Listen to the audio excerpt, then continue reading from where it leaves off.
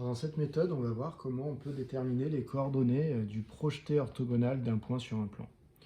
Donc, lorsque vous avez un plan, comme dessiné ici, et que vous avez un point A, le projeté orthogonal de A, c'est le point H, voyez, qui est obtenu en traçant la droite qui passe par A et qui est orthogonale au plan. C'est alors l'intersection de cette fameuse droite et du plan. Donc pour déterminer les coordonnées du point H, on va utiliser cette méthode, c'est-à-dire qu'en fait on va commencer par déterminer ici une représentation paramétrique de la droite AH, donc de la droite orthogonale au plan qui passe par A, et une fois que j'aurai la représentation paramétrique de cette droite, je chercherai l'intersection entre cette droite et le plan. Donc premier objectif, trouver une représentation paramétrique de la droite delta en sachant qu'elle passe par A et qu'elle est orthogonale au plan. Donc comme elle est orthogonale au plan, on sait qu'elle a un vecteur directeur qui n'est autre que un vecteur normal au plan. Donc pour avoir une représentation paramétrique, je vous rappelle qu'il faut un point de référence et un vecteur directeur de la droite. Le point de référence, vous l'avez, c'est A. Le vecteur directeur de la droite, ça va être tout simplement un vecteur normal au plan P, puisqu'on sait que la droite est orthogonale au plan P. Donc, je vais noter N, un vecteur normal au plan P. Je peux en lire un en regardant les coefficients devant x, y et z. Donc 2, 1, 3. Donc le vecteur normal, le vecteur de coordonnées 2, 1, 3 est normal à P.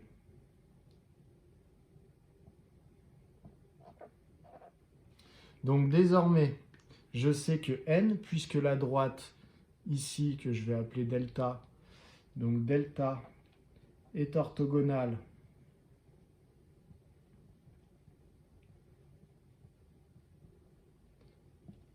à P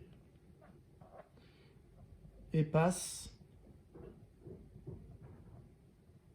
par A et passe par A. Donc, delta a pour vecteur directeur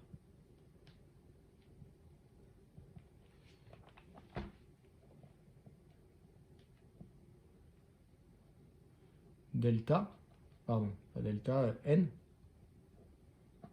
D'accord, le vecteur qui est normal au plan P est aussi directeur de la droite delta. A pour vecteur directeur n et passe par A. Je peux donc en déduire une représentation paramétrique de la droite. Donc, delta admet pour représentation paramétrique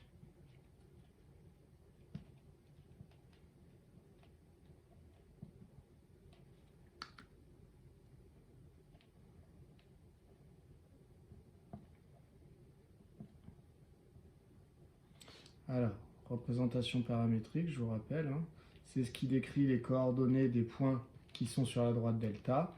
Et ce qui les décrit, c'est que leur abscisse vaut... Alors, il faut d'abord mettre les coordonnées de notre point de référence, donc nous c'est le point A, 3, 2, 4. Et à ça, je dois ajouter un certain nombre de fois le paramètre. Et le certain nombre de fois, il est décrit par les coordonnées du vecteur directeur de la droite. Donc plus 2t, plus 1t. Donc plus 1t, je peux aussi dire plus t du coup. Et plus 3t. Avec t qui appartient à R, c'est-à-dire qui décrit R. Donc lorsque t décrit R, c'est-à-dire que t prend toutes les valeurs possibles réelles, ça donne à chaque fois des triplets de coordonnées qui me donnent les points de la droite delta. Donc, maintenant que j'ai la représentation paramétrique de la droite delta et que j'ai l'équation cartésienne du plan P, il suffit que j'applique la méthode 7. Vous pouvez aller voir la méthode 7. La méthode 7, c'est ce qui permet de déterminer le point d'intersection entre une droite et un plan lorsque ces deux derniers ne sont pas parallèles.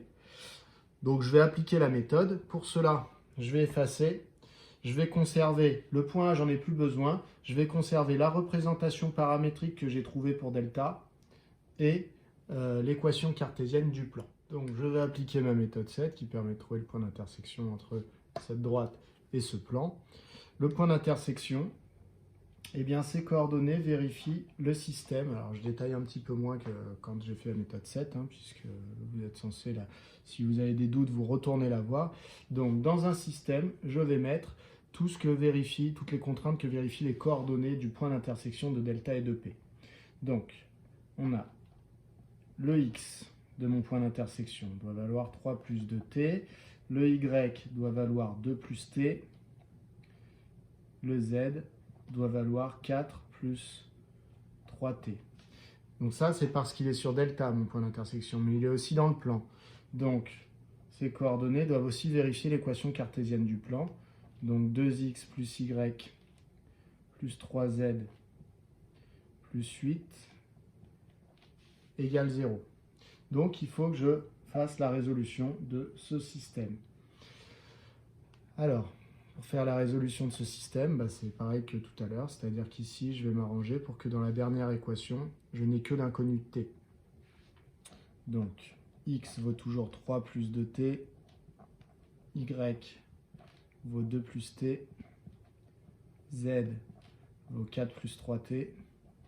Et donc, dans la dernière équation, je remplace x, y et z par les expressions en fonction de t. Donc, ça donne 2 fois 3 plus 2t plus y, donc plus 2 plus t, plus 3 fois z, donc plus 3 fois 4 plus 3t, plus 8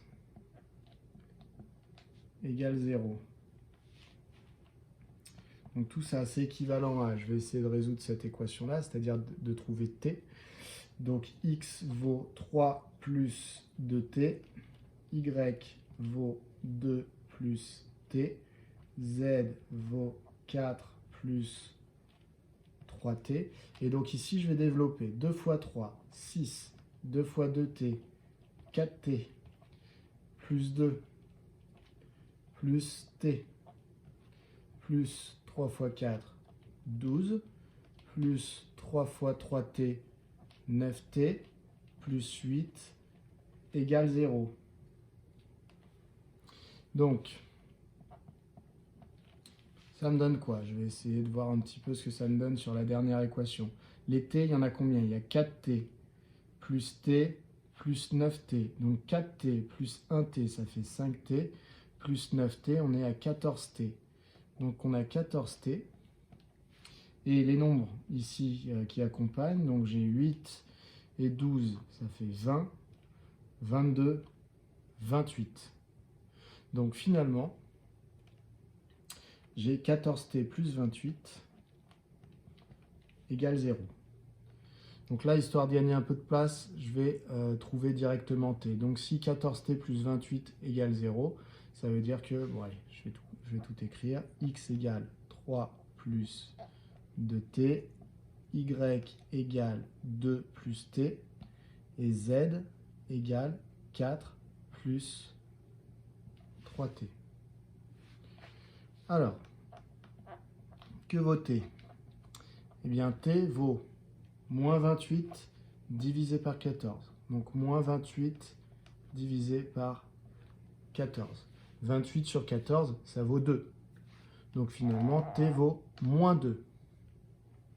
Puisque t vaut moins 2, je peux mettre dans l'expression de x, de y et de z, je peux remplacer t par moins 2 et faire mon calcul. J'obtiens donc x égale 3 plus 2 fois moins 2, y égale 2 plus moins 2, et z égale 4 plus 3 fois moins 2. Donc il ne me reste plus qu'à faire les calculs ici des coordonnées. J'aurai donc les coordonnées du point d'intersection de delta et de P, c'est-à-dire du projeté orthogonal de A sur le plan. Donc, je termine la résolution. T vaut moins 2, Et du coup, x égale y égale z égale 3 plus 2 fois moins 2. Donc 2 fois moins 2, ça fait moins 4. Donc 3 moins 4, moins 1. 2 plus moins 2, 0. Et 4 plus 3 fois moins 2, ça fait 4 moins 6. Et donc, ça nous donne moins 2. Donc, le projeté orthogonal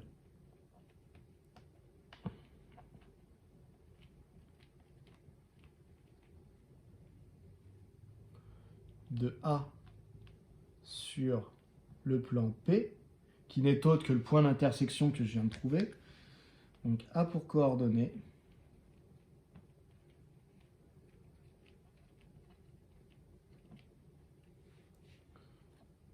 moins 1, 0, moins 2. Voilà pour cette méthode. Donc en fait, cette méthode, c'est je trouve d'abord l'équation la représentation paramétrique de la droite qui passe par A et par mon projeté orthogonal, et ensuite je détermine le projeté orthogonal en disant que c'était le point d'intersection entre la droite et le plan, en faisant la méthode 7.